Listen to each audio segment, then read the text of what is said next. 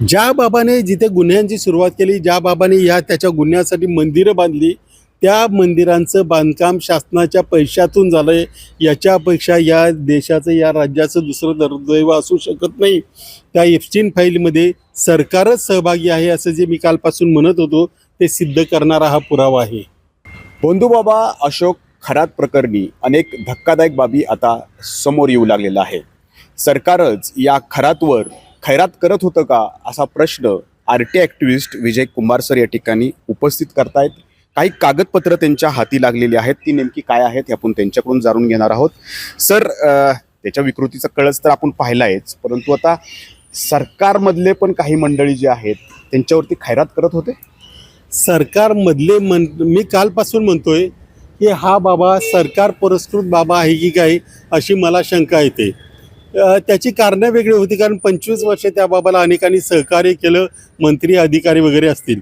परंतु आता जी माहिती पुढे येते ती बघता सरकारनेच या गुन्ह्याला पाठीशी घातलं, या गुन्ह्याला सपोर्ट केला असं म्हणता येईल. कारण 31 मार्च 2018 रोजी मध्ये प्रादेशिक पर्यटन विकास योजनेअंतर्गत जिल्हास्तरीय कामांना प्रशासकीय मंजुरी देण्यात आली.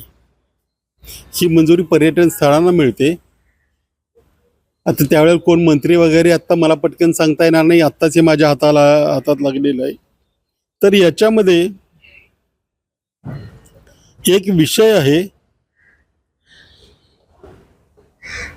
म्हणजे पर्यटनाचा साठीचा निधी आहे आणि तो वापरलाय कशासाठी? वापरलाय ह्याला पर्यटनच म्हणतील त्याला ते. परंतु हा त्या ईशान्येश्वर मंदिराचं काही बांधकाम आहे त्याच्यासाठी हा वापरण्यात आलेला आहे. आता अशोक खरातचं मंदिर, ते मंदिर आहे, त्या मंदिरासाठी त्यांनी वापरलाय. कुठे गेलं हे आता? 1 मिनिटात मिळेल आपल्याला ते.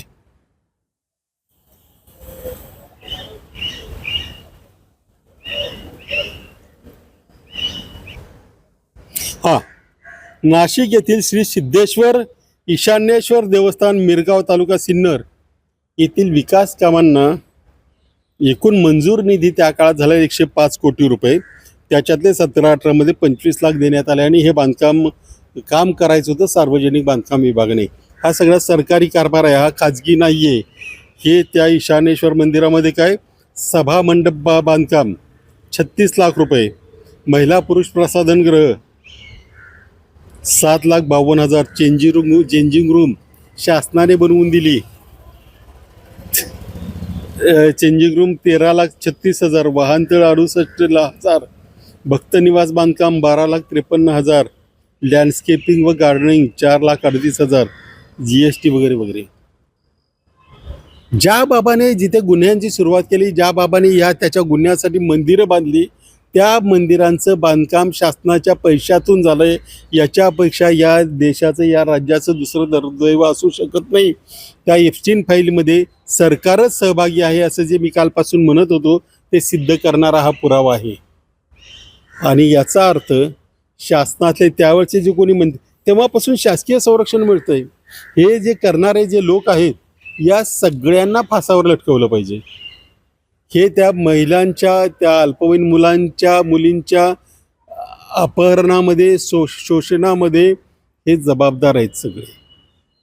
ही साधी आणि किरकोळ गोष्ट नाहीये. तर सरकारच या ठिकाणी अशोक खरातवरती खैरात करत होतं असा आरोप या ठिकाणी विजय कुंभार सर या ठिकाणी करतायत. आणि पर्यटन विभागाचा निधी मंदिरासाठी कसा वापरला असा प्रश्नही त्यांनी उपस्थित केलेला आहे.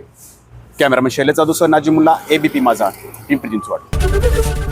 ABP माझा, उघडा डोळे बघा नीट.